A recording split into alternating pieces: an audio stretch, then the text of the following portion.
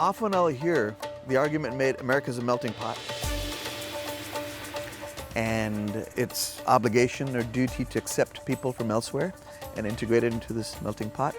And not to beat a culinary metaphor to death, but I'm saying, yeah, but if we're ingredients, then we have to also play an active role in that.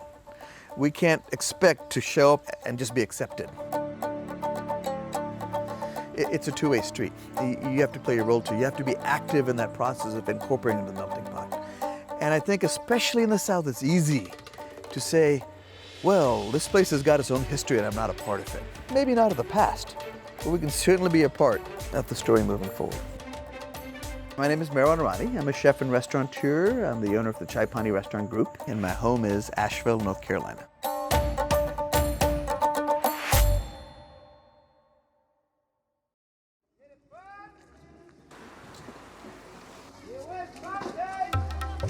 My wife and I, Molly and I, had moved here from the San Francisco Bay Area back in 2005. And we'd moved here because we were looking for a place to raise a family. It sounds as cliched as can be, but we just had our little baby girl, who's now about to go to college. And we wanted to find just a small town, but that was just fun and liberal and in the mountains. For a few years, I wasn't quite sure what to do when I got here. I was staying in sales, which is what my background was in. But I always had this idea, this sort of passion for what if somebody decided to introduce Indian street food in a way that people had never experienced it before.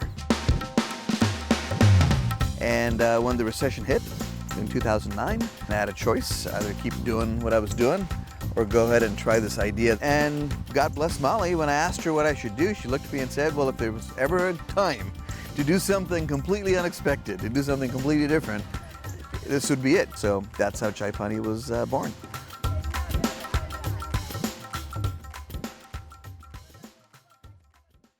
Chai means tea, actually a very particular style of tea, and I'm drinking some right now. It's a street tea that's made in India.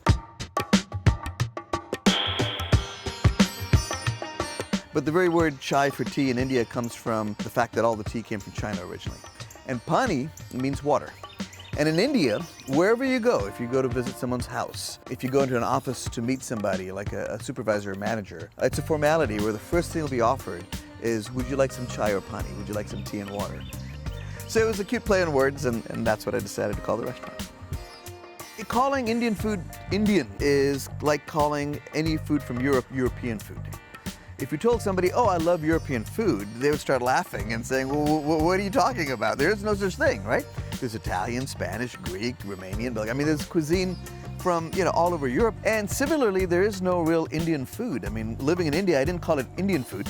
And India is like Europe. We are over 50 distinct regions, princely states, ethnicities, religions that happen to be all brought together by the British only about 150 years ago. So we still have 6,000 plus years of distinct cuisines and cultures.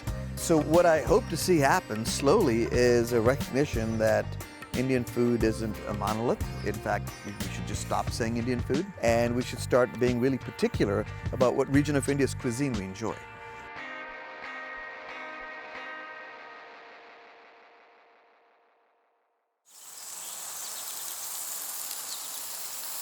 I've always been the kind of person that is really conscious of where I am. And when I was in California, I really felt like I was a Californian and really sort of made that my homeland, if you will. And then moving to the South, I realized that I hadn't done that. And it took a conversation with a dear friend, Vish Bhatt, where I realized that, okay, Vish is a Southern chef in Oxford, Mississippi.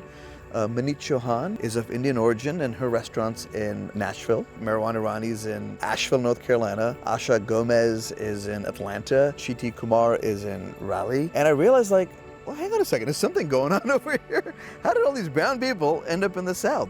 And as I started talking to each one of them, I recognized that, yeah, we all just ended up here because it actually felt like we belonged. And I challenged all of us to say, well, what if we took this feeling that we're having of belonging and that we're Southern, but we happen to be somewhere else, and talk about it. And Brown in the South was born. People were blown away by the food, but I think more importantly, they were kind of blown away by the conversation. And what can we actively do to stand up and be counted? So it's turned into a series of dinners, and then the pandemic happened and we basically stopped it. But the idea, I think, is still valid. In fact, I think now more than ever, as we're all stuck at home, asking, what does identity look like? What does culture look like? At what point does that acceptance happen? And how much of a role do people from somewhere else have to play in that acceptance happening?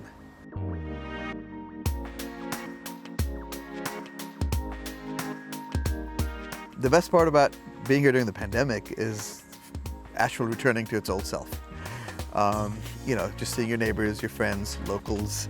I always say that I don't think I could have done this in anywhere but Asheville, North Carolina. When I first arrived here 10 years ago, it was people like me that were looking for a new beginning.